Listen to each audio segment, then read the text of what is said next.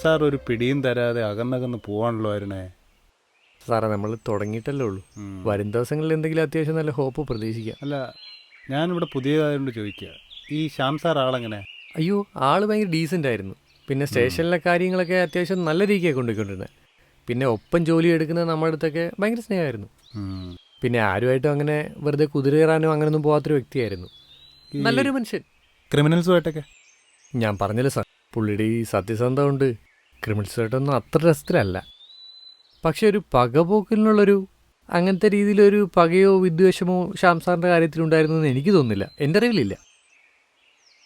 ശ്യാം സാറിനെ കാണാതാവുന്നത് ജൂലൈ 25 അല്ലേ? അതെ. അപ്പോൾ അതിൻ്റെ തലേ ദിവസമോ അതിന് മുന്നുള്ള ദിവസമോ പുള്ളിയുടെ സംസാരത്തിലോ അല്ലെങ്കിൽ പെരുമാറ്റത്തിലോ എന്തെങ്കിലും സംശയാസ്പദമായിട്ടായിരുന്നു തോന്നിയോ? അങ്ങനെ ചോദിച്ചാ ഷാ സാർ. Hello sir. എന്താടോ? സാർ, ഞങ്ങളിപ്പോൾ ശ്യാം സാറിൻ്റെ ഒരു റിലേറ്റീവിൻ്റെ വീട്ടിൽ പോയിരുന്നു. അപ്പോൾ അവിടുന്ന് അറിയാൻ കഴിഞ്ഞ് വെച്ചിട്ട് പുള്ളി എങ്ങനെ റിലേറ്റീവ്സായിട്ടോ ഫ്രണ്ട്സായിട്ടോ ഒരു റിലേഷൻഷിപ്പ് മെയിൻറ്റെയിൻ ചെയ്യുന്ന ആളല്ല. പിന്നെ ആകെ കൂടെ അടുപ്പമുള്ളത് പുള്ളിയുടെ മോളുമായിട്ടാണ്. കോണ്ടാക്ട് ചെയ്യുകയാണെങ്കിൽ ആ കുട്ടിയെ വിളിക്കാനേ ചാൻസ് ഉള്ളൂ. എന്നിട്ട് താൻ ആ കുട്ടിയെ കോണ്ടാക്ട് ചെയ്യാൻ ശ്രമിച്ചു? ഞങ്ങൾ ആ കുട്ടിയെ ഫോണിൽ ട്രൈ ചെയ്തിരുന്നു സാർ. പക്ഷേ പുള്ളിക്കാരി ഒരു ട്രാവൽ എന്തൂസിയസ്റ്റ് ആയതുകൊണ്ട് തന്നെ ഫോണിൽ വിളിച്ചിട്ട് കിട്ടുന്നില്ല. സിം പലപ്പോഴും ഔട്ട് ഓഫ് കവറേജാണ്. ഓക്കെ, താനൊരു കാര്യം ചെയ്യും. തൽക്കാലം ആ കുട്ടിയെയും ഷാമിനെയും ലൈനിൽ തന്നെ തുറന്നുകൊണ്ടിരിക്കുക. ഈ ഒരു കേസുമായിട്ട് ബന്ധപ്പെട്ട് എന്തെങ്കിലും ഒരു പ്രോഗ്രസ് ഉണ്ടാകാതിരിക്കത്തില്ല. അപ്പം താൻ ചെയ്യേണ്ടത് എന്തെന്ന് വെച്ച് കഴിഞ്ഞാല്, ഈ ഒരു ഏതെങ്കിലും തരത്തിൽ അവരുടെ ഭാഗത്തുനിന്ന് ഒരു റെസ്പോൺസ് വന്നു കഴിഞ്ഞാൽ താൻ അപ്പം തന്നെ എന്നെ വിളിച്ച് പറയണം. Okay sir. സാർ, പിന്നെ സാജൻ, ഞാൻ പറഞ്ഞല്ലോ, നമുക്ക് കുറച്ച് ദിവസം റെസ്റ്റ്ലെസ് ആയിട്ട് പണിയെടുക്കേണ്ടി വരും. കാരണം നമുക്ക് മിസ്സായിട്ടിരിക്കുന്ന ഒരു സാധാരണക്കാരനല്ല, ഒരു എസ്ഐയാണ്. അപ്പോൾ താനതിൻ്റെ സെൻസിറ്റിവിറ്റിയും കാര്യങ്ങളൊന്നും മനസ്സിലാക്കിയിട്ട് വേണം അത് ചെയ്യാൻ. മനസ്സിലാവുന്നുണ്ടോ എനിക്ക്? Okay sir. ഓക്കെ സാർ, നേരത്തെ എന്നോട് ശ്യാം സാറിനെ കുറിച്ചൊരു കാര്യം ചോദിച്ചില്ലേ? ശ്യാം സാർ മിസ്സാവുന്നതിന് 2 ദിവസം മുന്നേ പുള്ളി എന്നോടൊരാളെപ്പറ്റി ചോദിച്ചായിരുന്നു. ആരെപ്പറ്റി? ഒരു അനിയൻ തമ്പി. അനിയൻ തമ്പി? ആളിവിടുത്തെ ഒരു ചെറിയൊരു മാടമ്പി സെറ്റപ്പൊക്കെയാണ്. നാട്ടുകാരിട്ട പേര് അനിയൻ തമ്പിന്ന്. പുള്ളിയുടെ അപ്പനപ്പന്മാരായിട്ട് ഉണ്ടാക്കിയിട്ട ഭൂസ്വത്തുക്കളും വീടൊക്കെയാണ് പുള്ളിയുടെ മെയിൻ വരുമാനമാർഗം. പിന്നെ അതിലൊരു വീട് പുള്ളിക്ക് വാടകയ്ക്ക് കൊടുക്കുന്നുണ്ട്. നാട്ടുകാർക്കോ? നാട്ടുകാർക്കല്ലേ സാർ, നാട്ടുകാർക്കൊക്കെ ഇയാളോട് അടുക്കുന്നത് തന്നെ പേടിയാണ്. പിന്നെ ഈ വീട് കൊടുക്കുന്നത് ചില ചുറ്റിക്കളി ടീംസിനും പിന്നെ കാട് കാണാൻ വരുന്ന ടൂറിസ്റ്റുകൾക്കോ. അതിനിവിടെ കാര്യം. കൊള്ളാം സാർ. നമ്മൾ നിൽക്കുന്നിടത്ത് നിന്ന് കൃത്യം പറഞ്ഞാൽ 10 കിലോമീറ്റർ അപ്പുറം വലിയ കാടല്ലേ, നല്ല ആനയും പുലിയും ഒക്കെ ഇറങ്ങുന്ന നല്ല സുന്ദരം കാട്. സാറേ, സാർ നടക്കാം.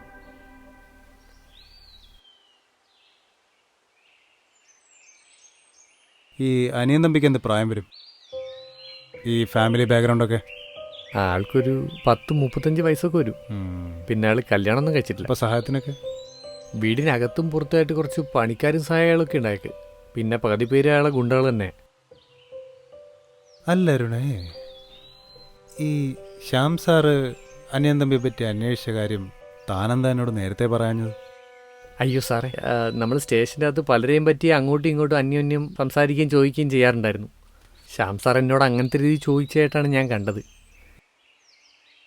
അരുണേ, ഇങ്ങനൊന്ന് ചിന്തിച്ച് നോക്കിയേ. ശരിക്കും മിസ്സായത് സാറല്ല, സാറിൻ്റെ മകളാണെങ്കിലോ? മനസ്സിലായില്ല സാർ?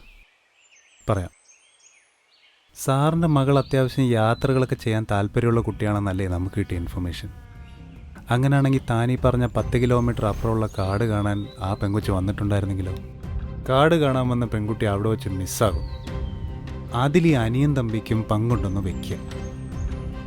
സ്വന്തം മകൾ തൻ്റെ സ്റ്റേഷൻ ലിമിറ്റിൽ നിന്നും മിസ്സായെന്ന് മനസ്സിലാക്കിയ പോലീസുകാരനായ അച്ഛൻ സ്റ്റേഷനിലെ ഫോഴ്സിനെ കൂട്ടാതെ നേരിട്ട്, അതും ഒറ്റയ്ക്ക്, അനിയൻ തമ്പിയുടെ മടയിലേക്ക് ചെന്ന് കയറുന്നു. സാറ് പറയുന്ന പോലെ കാര്യങ്ങളെങ്കിൽ ഈ അനിയൻ തമ്പിക്ക് ഈ കേസുമായിട്ട് ഡയറക്റ്റ് ബന്ധമുണ്ട്. അതെ, നമുക്കെന്തായാലും അവിടെ വരെ ഒന്ന് പോയോ സാർ?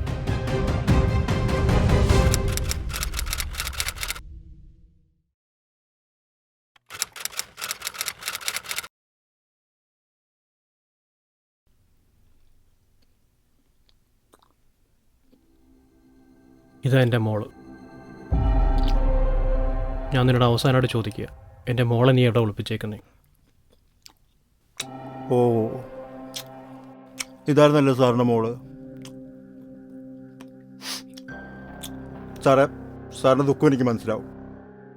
പക്ഷെ ഞാൻ പറഞ്ഞല്ലോ, ഇങ്ങനെ ഒരാളിവിടെ വന്നിട്ടില്ല.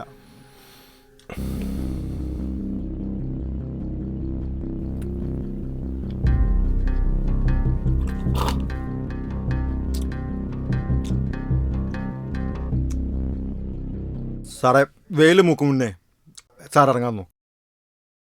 ചെല്ലേ.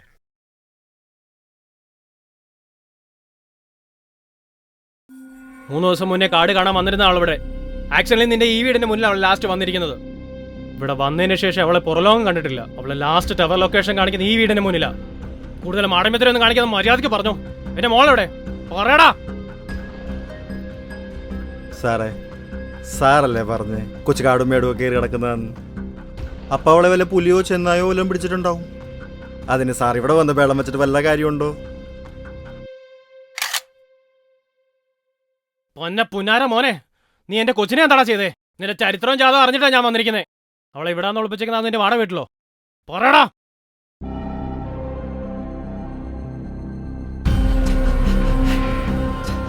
ഞാൻ കൊന്നു.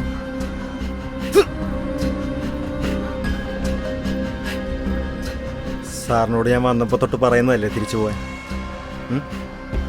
പോവാൻ പറഞ്ഞതല്ലേ? ഞാൻ പറഞ്ഞതല്ലേ? പോവാ.